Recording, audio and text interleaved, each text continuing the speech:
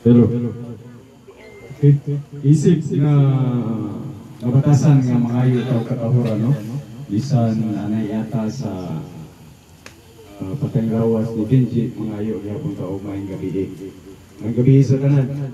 So this is the last night nga ang Adventist mo service kay Ugma sumala sa nasabutan, lain na po, no?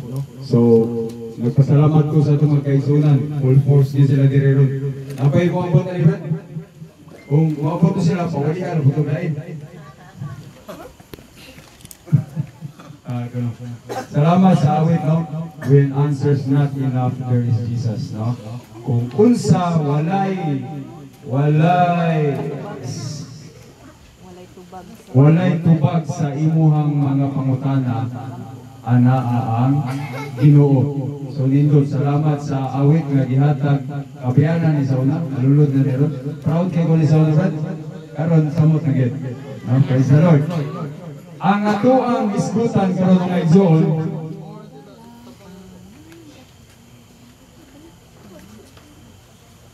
sumala sa ato ang mga pangutana, sa una pag yun mga pangutana, ha?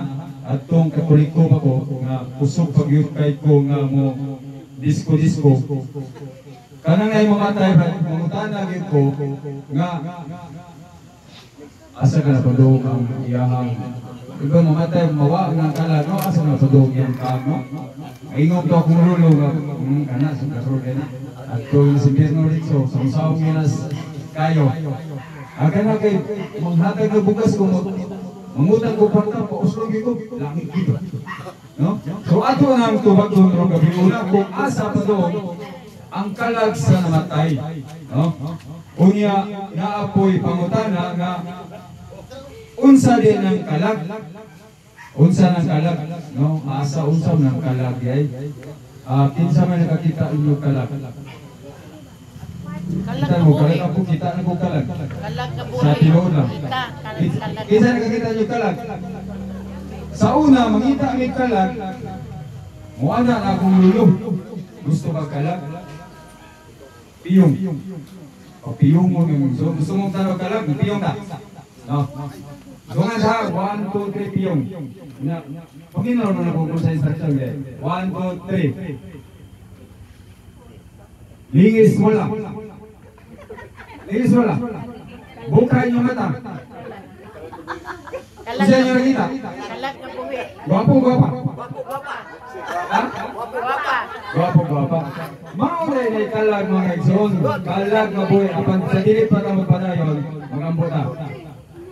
Ambuta, Diyos nga laping daraygon, aniya kami karon sa kagabion, nagatuon na sa imuhang balaan nga pulong o Diyos, ang hinaot kami, ay ikaw magapanalangin sa matag usa, panalangin niya ako Diyos nga ako mapasabot, ang buot nimo nga ipagungog kanila o abili lang kasing-kasing o gunahuna nga ilang masabtan ang mensahe karon nga kagabion. Kining tanan na kong salig, ilauman nga madawat sa ngalan ni Jesus. Balik na siya lang mga igsoon, no? Kaibaw na mo unsay kalag, no? Sa Genesis 2:17, diha atong paistoryahon kung unsa din ang kag. Ako na pabasa sa akong anak, kay may pamit mata. Ining taas na kita sugar, halap-halap na kita. No? Brad, ikaw Brad, mabasa ba Brad? Kaya ito pabasa sa Genesis 2. Genesis 2:17, gibutang kini sa Dios diha sa kalangitan aron mahatag o kahayag sa yuta.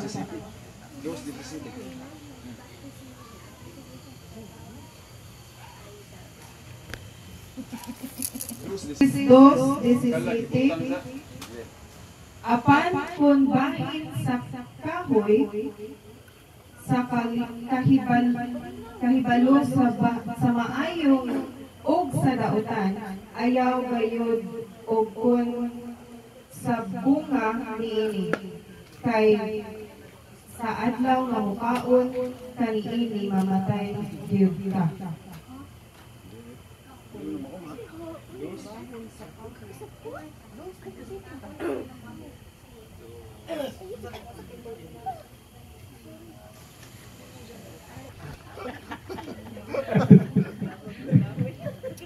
Abot kahoy. Abot kahoy ang kalag.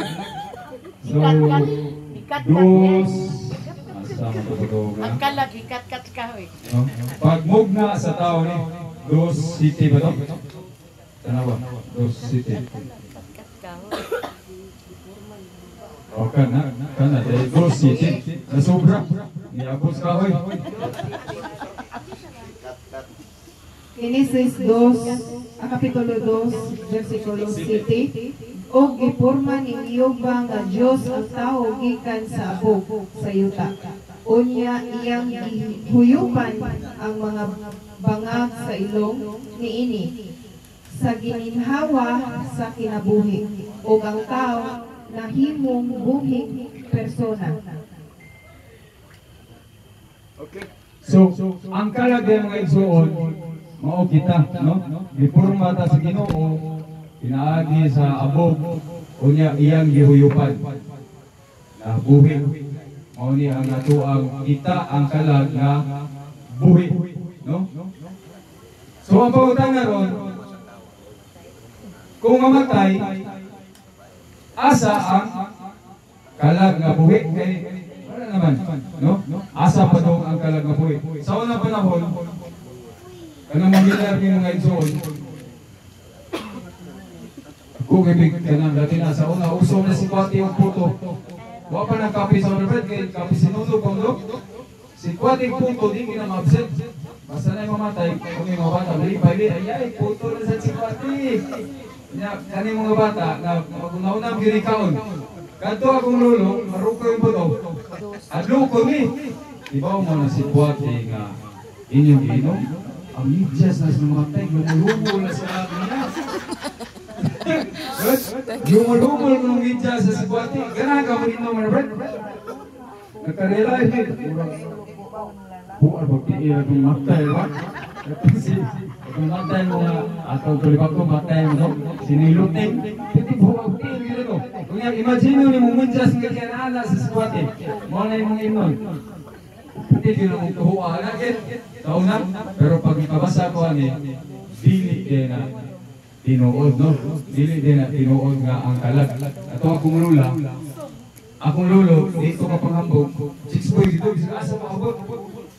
Naato to Toledo, naasa sa asawa, at todo o, kuha man to Brad, kanang kontraktor sa Reprap, sa Sapa, paasa, inon to sa lula, ikaw, kuha na, bisa, kung sa mga katangkoy, utang daw kong lula.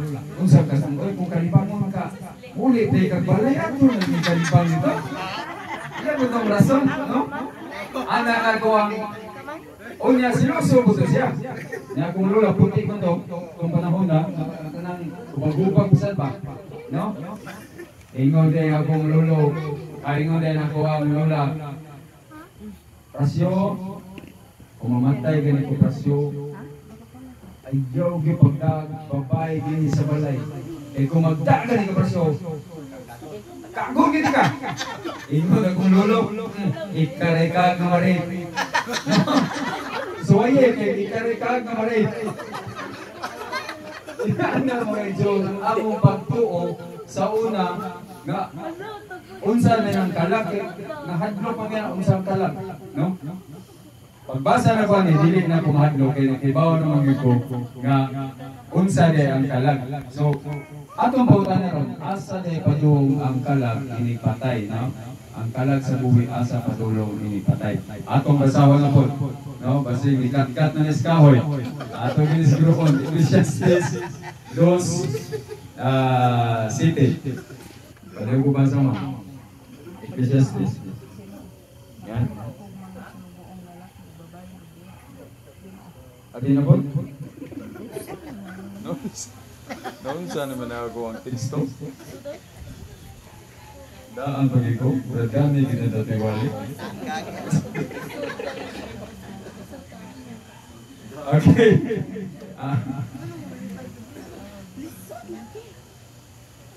Kapadong dito sa ato ng pangitaon. Kung asa na ipadong ang kalag sa namatay. Dili gyud tinuod nga ang kalag mulutaw-lutaw, no, ini kamatay sa kalag. Dili siya tinuod nga mulutaw-lutaw ang kalag. Kay ang kalag ay lawas o ginhawas kinabuhi, mao ni siya living soul, buhi nga kalag. So kung kuhaon ni mga igsoon ang ginhawa, ang lawas mahimong abog, mubalik dito sa lugnanan ang lawas. O ang kinabuhi, mubalik ngadto sa Dios. No? Kaya nga naman mubalik, kay ang atong gininhawa gikan man sa Ginoo. So dili kina siya tinuod na ang kalag mo adto pa sa iyahang katong ex niya, adto pa sa Mindanao kay mananghit pa nga o musurusuroy pa ba dili na tinuod. So what na sa imong nauna nga kanang kalag diha nga imuhang nakita kunuhay kay ako nag-experience ko mga igsoon. 13 anyos pa ko na porta-portahan ni sa una kay negosyante yung to o panapto na kong mama. Na may maid, unya kaning maid, brad, hiling ko ni pamista. Sa kadlaw na brad, kalibang na siya glapo. Kalibang-glapo ba, maid ba? So, di pa paulis yung mama kay nagatupuran mo to. After mga usa ka buwan na nito, gibalita nga, namatay to kong maid, awang mong maid. Usa ka gabi na brad, nga diha nga may kadto sa una, anak man may manghigda sa sala. Unya, folding bed, usong ka na sa una folding bed. Dihang naghigda ko brad. Kamata ko mga gabi ko kay bawo sa oras, basta kamata ko pagtanaw ko brad na may galing ko nga perting pulutan ko, mao gi purma ni sa to ang maid. Kani si uli, ulot man ni mas ulot pa mo to. Tuloy na ba, galing ko, pero di mo makita, kay itong mga gabi man, pao nga suga sa una yun ang uso kay, kung ang pamanto, kanang lampara ba, kanang suga-suga pa bitaw. So, pao, imo lang makita, ako makita na ulod na maugilawasan, malingkod sa among sofa. Pwede mong piyaw, kaihin ko si kuya, brad eh. Di ko kabangon, si ana ko naonggi pero kanino ang kung damgo pa to punta ba ni mahog lagi latos ko mamahan ay pwede bawaan sus ko ikaw ba kita kakak no mao gid ako so namutan ako kung ang kalag mo balik dito sa Ginoo di na magsusuroy kinsa dito ako nakita no kinsa to ako nakita atong patubagon ang Biblia. Palihog ko basa mo? Bakit di na sa nang kitaan?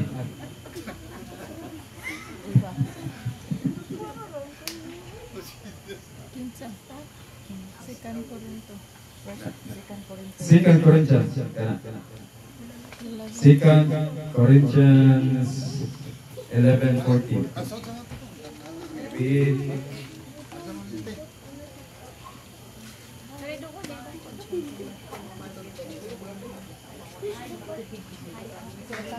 11:40.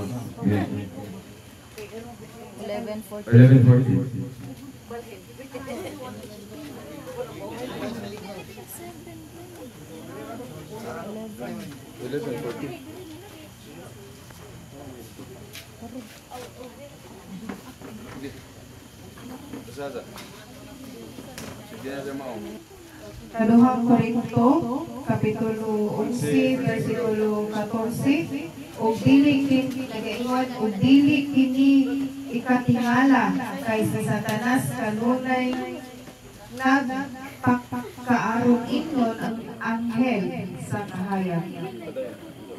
Kinsi busa dili ikatingala kung ang iyang mga ministro usap kanunay nagpakaarong ingnon nga ministro sa pagkamatarong apan ang ilang katapusang maoy sumala unya sa ilang binhatan. Okay. Ato, no? Nga, ang kanadeng mapakita na to, sumala sa Ecclesiastes 11:14. Ang panuway din ang Brad, ang panuway, no? Kay ang yawa, musuon sa imong tingog, musuon sa imong pamayhay, iyahan i-imitate. Usara gid mahimo sa yawa, no? Unsa man ang pagbuhi o patay. So tanan, kung imong imagine mahimo na kung gibuwagan ka sa imong uyab, imo na Panginoon sa yawa nga ipakita na imong uyab, mahimo na niya, no? Kay nung ko sa usa ka ministro to ha, nga pinangga ka niyang anak, pinangga kayo. Usa ka daw na disgrasya nga nadamagan ba? Sige kasi kampo sa Ginoo. Kay pinangga nito sulong anak. Nga buhion ng Ginoo ipakita imong milagro sa una nga buhion nimo, gibuhi mo sa Lazarus, gibuhi nimo ang anak sa senturyon o ang katong servant sa senturyon. Wa man ginagibuhi. Wa gibuhi sa Ginoo. So unsay nasunod sa imong iyang gitistingan ang yawa. Yawa kung tinuod ka, buhi akong anak. Opa siya ka, buka siya mata, gipakita na yung anak, no? Gipakita na. Pero na sila kasabutan sa yawa.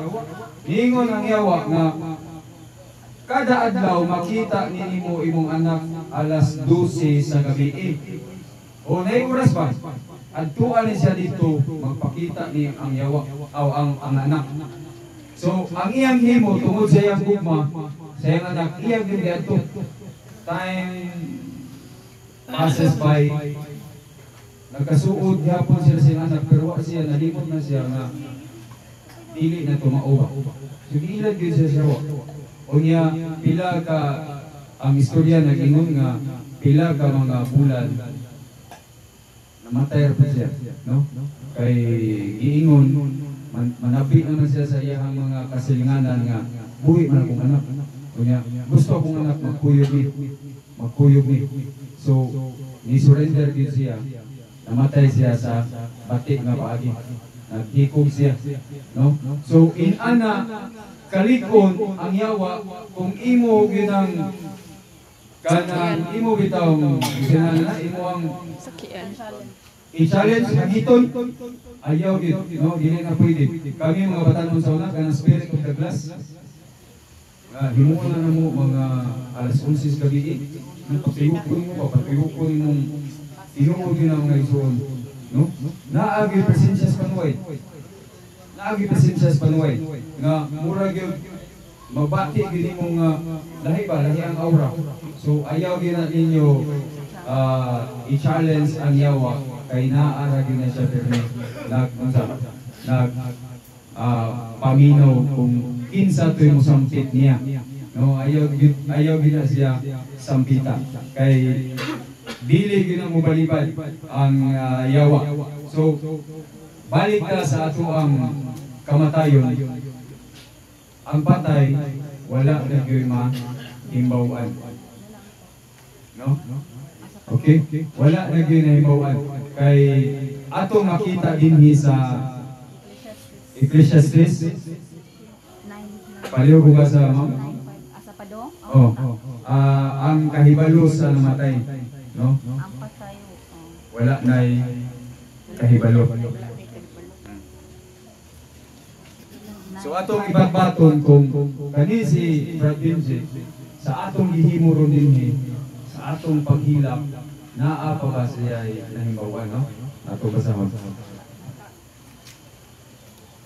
Ecclesiastes Kapitulo 9, versikulo 5, nagingon kay ang mga buhi na sayod na sila mamatay, apan ang mga patay walay nahibaluan na bisan unsa ug wala na sila'y ganti, kay ang tanan nilang kahandungan nakalimtan na. Okay, no, klaro mga igsoon, mabasa sa Biblia nga ang patay wala na gyud siya nahimbawan. O bisan si Brother J, unsa hilig ani niya kaunong sisad? Anong hilig niya ba? Anong iyang paborito? Baboy. Baboy? Bisag ato pa ng butang ginasal niya, susan, wa na gid na siya lain na makauno. Mura na ka nang inundong ba ito niya? Kanang agaw na tayo ba niya? Akong lulo. Luto ito siya kanang ibok manok. Ulo, ano ang ilog? Kung ngayon may manok, pwede hamula ito, natuso ni. Wap si mo ilaw. Sinyong pangayo. Pero kanang agaw na tayo, gana ng manok, kanang tingko, pero ay asin lagi. No? Panahon ko yan, ito ihala dito sa altar tayo, no? Alat. Kami mga bukirok kayo, amor itong buhat ko nga, mahuman siya, yam ito. Ano? Tinibuo ka mong sunan. Alam natin, kung ang mo, amo siya balik ang buko, Brad. Hindi ka mato na siya. Ay, salamat. Ikaon yun sa... Ikaon yun sa kalag. Nindot niya kumluto. Kaya ang kalag, burot yun. Buko. Hasta bako. Kulbot, no? So, inana. Nakatawag mo lula lahat sa to. Magbutang sa to siya o kanang puto na putiin papanagit. Huwag na siya asin. No, iyang to ilang tong ihala dito. So, basta daw na tayo, huwag imisipit. Present yun yung natos bukid. Sini, urot niya. Panahon na, huwag nami kanto. Kahit itong panahon ng mga uwan-uwan, kung papa, huwag tumas dito. Kaya kung silang nga ang bukid, atos bunbun. Kanyasan dito, agi kong city. Sapa kong tawag iso na.